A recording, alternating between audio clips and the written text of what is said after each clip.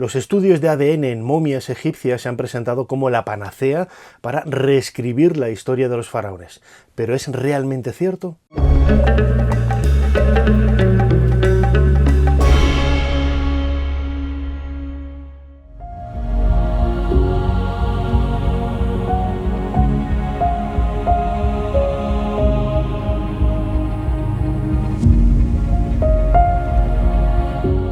Como diría un castizo, la ciencia avanza, que es una barbaridad, y realmente proporciona herramientas que nos permiten tener un conocimiento quizás más cercano a la realidad, o por lo menos eso es lo que intuimos, ¿no? Los estudios de ADN, cuando comenzaron a surgir hace prácticamente 30 años, y sobre todo los estudios de ADN antiguo, es decir, el ADN que se extrae de una momia, por ejemplo, para poder conocer la relación que tenían de parentesco con otros individuos de un grupo, pues todo ello aporta informaciones realmente sorprendentes, ¿no? En el caso de las momias egipcias ha habido varios intentos y me gustaría contar en este vídeo un poco, sobre todo a raíz de las dudas que han surgido sobre los estudios de ADN que se realizaron en las momias y que ahora en las próximas semanas se va a presentar una de ellas como la de la reina Nefertiti. Hoy conservamos las momias reales de la historia de Egipto gracias a dos grandes descubrimientos. El primero de ellos es el escondite de momias reales de Deir el-Bahari, el DB320, que fue encontrado en el año 1881, con casi 40 momias reales. Muchas de ellas tenían nombres, pero había otras que eran anónimas, porque habían sido depositadas ahí protegiéndolas, ¿no?, de los saqueos de ladrones que habían asaltado las tumbas donde habían sido depositadas en origen. También apareció en 1898 un segundo escondite de momias, ¿no?, la KV35, la tumba de Amenofis II, descubierta por Victor Loret, donde aparecieron pues The Elder Lady, la dama anciana, la dama joven, un príncipe que no sabemos quién es, y la propia momia de Amenofis II en su sarcófago. Bueno, pues con todos estos mimbres, con todas estas herramientas, se ha intentado hacer ese árbol genealógico. Ya en el año 1881 surgieron las primeras dudas. ¿Por qué?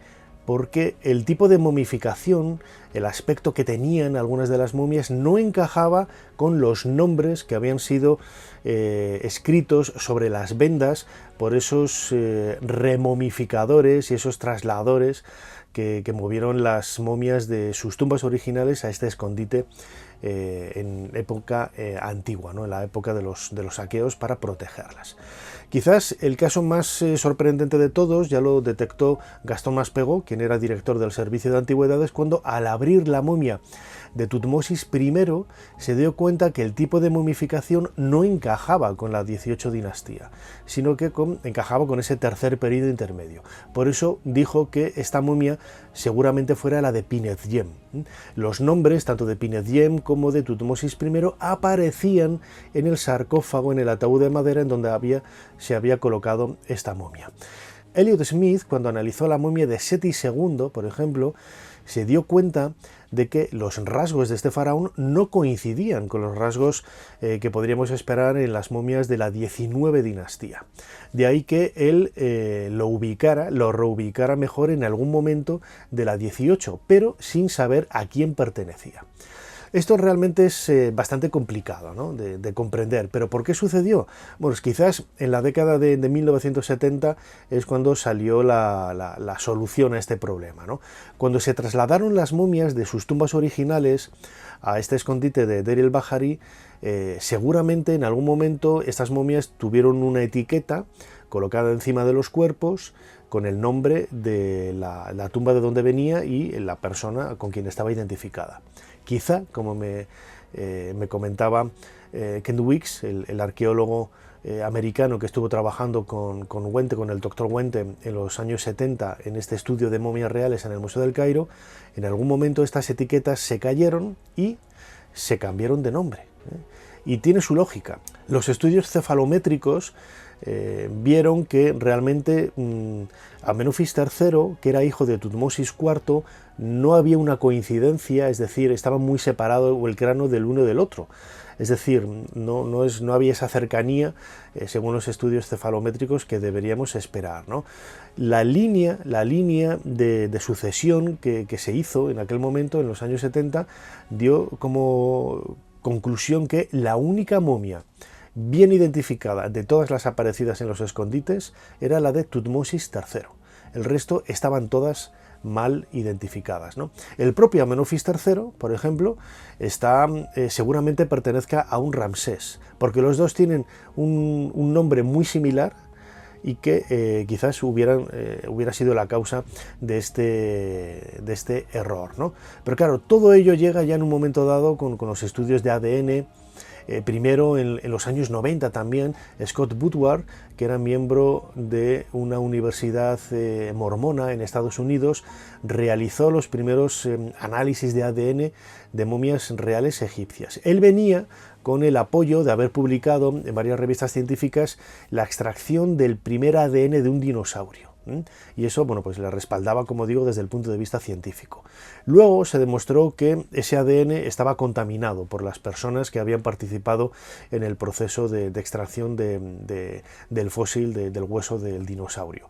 Y su investigación se echó por tierra y quedó en entredicho todo lo que hacía Scott Woodward. Sin embargo, la razón por la que finalmente fue retirado del proyecto de momias reales es que al parecer lo que la universidad pretendía no era tanto hacer un estudio científico de ADN de las momias reales egipcias, sino buscar el origen de Moisés, para justificar de alguna forma también la historia bíblica que tanto defienden los mormones, ¿no? Hubo una serie de problemas políticos, una serie de problemas también científicos, que es lo que hicieron que este proyecto al final se desestimara. Hasta que a comienzos del siglo XXI, ya en la década de 2000, se empezaran a realizar estudios más serios, por así decirlo, ¿no? Y ellos fueron publicados en el año 2010 en la revista JAMA, con ese artículo que hablaba de ese árbol familiar de Tutankamón, con resultados que muchos genetistas ya en aquel momento lo tomaron con ciertas reservas, ¿no? Incluso los propios miembros del equipo que participaron en la investigación, muchos de ellos dijeron que ellos habían firmado ese documento, pero que realmente se desdecían del 99% de las cosas que allí había publicadas. Quien lideraba el trabajo de investigación de ADN publicado en 2010 era el doctor Albert Singh, de Bolzano, el investigador célebre por los estudios de la momia Otzi, ¿no? Bueno, pues él dirigió este trabajo y sí que es cierto que sacaron conclusiones que podríamos decir que son positivas o que pueden ayudar, ¿no?, a conocer detalles sobre las momias en relación a la familia de Tutankamón, entre las que estaría, por ejemplo, Nefertiti. Pero el problema es que, según algunos genetistas, no se tomaron las medidas de precaución necesarias para no contaminar esas muestras, y sobre todo los resultados eran muy comerciales, ¿no? Es decir, la momia, por ejemplo, que se decía que era el padre de Tutankamón, aparecida en la KV55, la momia que supuestamente podría ser la de Akenatón, bueno, pues claro, se optó por esta opción, más comercial, ¿no?, cuando el análisis de ADN realmente decía que podría ser el tío o el padre de Tutankamón, ¿no? Entonces se dijo, claro, que era Akenatón, esta momia de la KV55, y se pasó de página y se cerró el libro. Y no, es imposible que la momia de la KV55 sea Akenatón, ¿no?, porque es una momia de un joven de entre 20 y 25 años que no coincide con la edad que debió de tener Akenatón al morir, como mínimo 40 años, ¿no? Así que le duplica prácticamente